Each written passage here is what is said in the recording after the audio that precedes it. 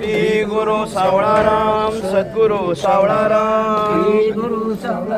आगरी समाजाचे थोर संत सद्गुरू सावळाराम बाबा महाराज यांच्या जन्मशताब्दीपूर्व महोत्सवाचे आयोजन 18 एप्रिल ते 22 एप्रिल दरम्यान हेदुटणे येथे करण्यात आले आहे.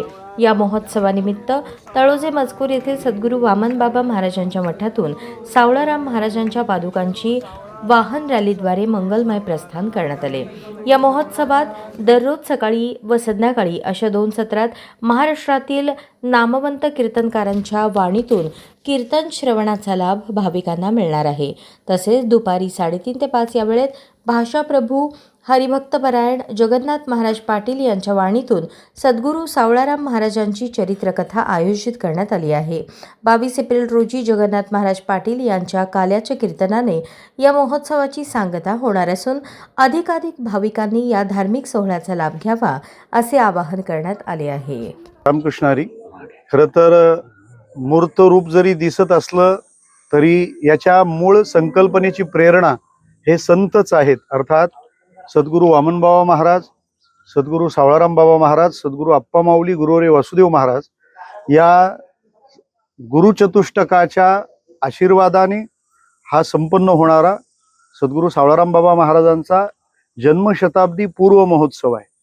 याच्या नावामध्ये बऱ्याच गोष्टी विचार करायला लावणाऱ्या आहेत. त्या अशा महाराजांचा जन्म हा 13 जुलै 1927 आहे आणि त्याची तिथी आषाढ शुद्ध चतुर्दशी आहे.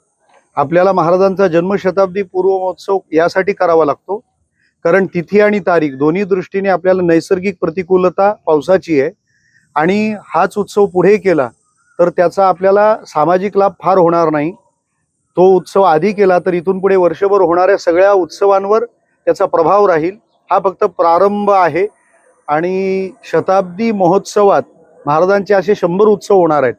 त्याचा प्रारंभ आज आपण या ठिकाणी करत असताना सद्गुरू सावळाराम बाबा महाराजांच्या तळोजे क्षेत्रात असलेल्या चरणपादुकांची ही भव्यदिव्य अशी वाहन रॅली शोभायात्रा कार्यक्रमाच्या स्थळाला अर्थात हेदुटण्याच्या रघुनाथ काळण क्रीडांगणाच्या दिशेने मार्गस्थ होत आहे.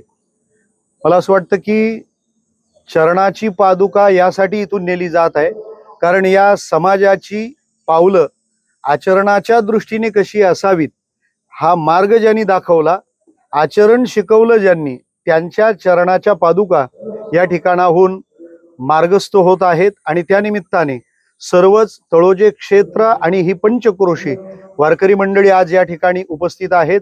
18 ते 22 एप्रिल दरम्यान संपन्न होणाऱ्या हा भरगच्च उपक्रमामध्ये ज्यात सकाळ सायंकाळ कीर्तन, दुपारच्या सत्रात महाराजांची चरित्रकथा अशा ह्या उपक्रमामध्ये समग्र वारकरी समाज या ठिकाणी एकवटलेला आहे आणि समाजातल्या सर्व स्तरातल्या महानीय व्यक्तींचा सहभाग आणि ह्या कार्यक्रमाला यशस्वी करण्यासाठी सगळ्यांचे प्रयत्न आहेत.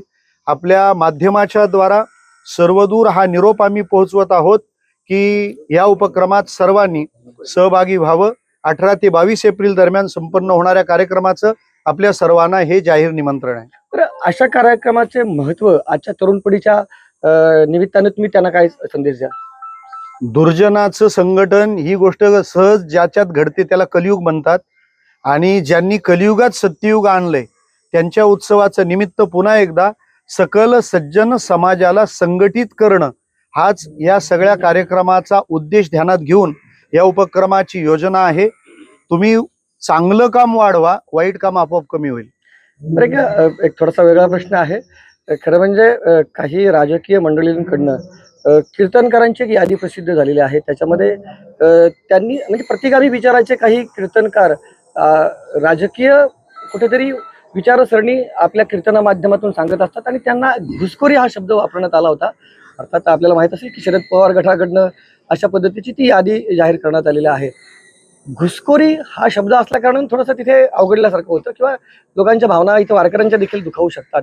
अशा वेळी या अशा वक्तव्यांकडे आपण कसं पाहता? कारण त्याच्यामध्ये जी कीर्तनकारांची यादी आहे ती खरोखर महाराष्ट्रातील अतिशय नामवंत कीर्तनकार आहेत आणि त्यांना घुसखोर म्हटलं जातं आणि ते कुठेतरी चुकीचं आहे असं म्हणता येईल का? की तुमचं या सगळ्याकडे कसं म्हणजे तुम्ही काय याच्याकडे पाहता? खूप मोठ्या विषयाकडं खूप छोट्या माणसांनी फार काही बोलू नये आणि या विषयाच्या संबंधाने येणारा काळ त्या सगळ्याची उत्तरं देणार आहे. पण मला असं वाटतं चांगले हेतू जरी असले तरी ते चांगल्या रीतीने मांडले गेले पाहिजेत. काही वेळेला उद्देश चांगला असेल, परंतु शब्दांच्या रचना चुकतात आणि ते शब्द कुठेतरी जिव्हारी लागतात. परंतु मला असं वाटतं की या सगळ्या सध्याच्या महाराष्ट्रातल्या वातावरणाला ध्यानात घेताना मी सगळ्या महाराष्ट्राचं लक्ष वेधू इच्छितो की कीर्तनाच्या आदर्श पद्धतीचं दर्शन घडवण्यासाठीच हा उत्सव आहे. आजच्या काळासाठी आणि घटनेला आमचा एवढाच महाराष्ट्राला निरोप आहे.